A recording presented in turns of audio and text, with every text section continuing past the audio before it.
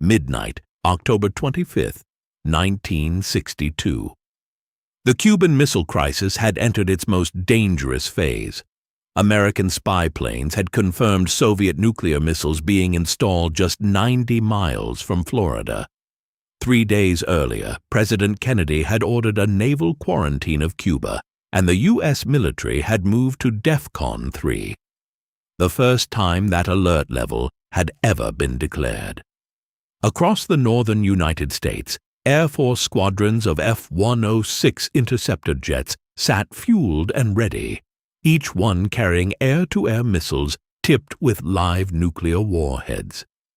The plan, if Soviet bombers ever crossed into American airspace, was to detonate those warheads directly among enemy aircraft. Everyone understood how close the world already was to something catastrophic. Nobody expected the next alarm to come from the woods.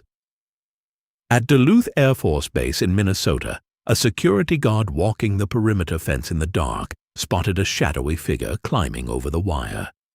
Military planners had specifically warned that Soviet saboteurs might try to infiltrate American air bases ahead of a first strike, to disable interceptors before they could ever leave the ground. Taking no chances, the guard fired at the figure and hit the switch for the base's sabotage alarm, the signal that an enemy agent had breached the perimeter.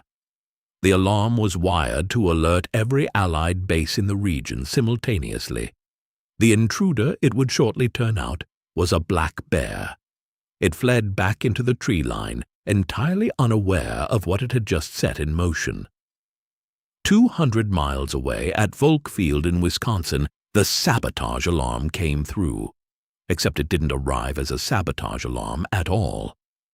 In the rush to get the base combat ready as the missile crisis unfolded, technicians had wired the new alarm system incorrectly, crossing the sabotage signal with the klaxon meant to scramble pilots for nuclear war. What the pilots at Volk Field heard that night wasn't a warning about an intruder. It was the sound telling them the Soviet attack had already begun. Air crews ran to their jets. Engines started. Pilots began taxiing toward the runway, believing they were seconds from launching nuclear-armed interceptors into a live war. One commanding officer at Volk Field, uncertain the alert matched what should have been happening, picked up the phone to Duluth for confirmation before the jets could take off. What he heard on the other end didn't match a nuclear attack in progress. It matched a base guard describing an animal running away from a fence. He didn't wait for the phone call to end properly. He drove a vehicle out onto the active runway with its lights flashing, waving down aircraft that were already moving into position, shouting for the pilots to stand down. Engines were cut. Nuclear-armed jets that had been taxiing toward takeoff returned to their hangars. The entire sequence, from the shots fired at a fence in Duluth to the stand-down order at Volk Field, had unfolded in minutes. The story stayed almost entirely out of public view for more than 3 decades.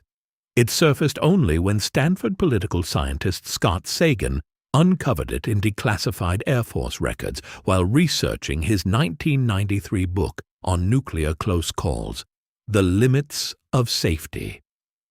Sagan's broader point wasn't really about the bear.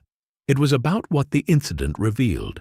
An alert system built with so little margin for error that a single miswired switch could turn a false alarm at one base into nuclear-armed jets moving toward a runway at another, hundreds of miles away, with no attack of any kind actually taking place.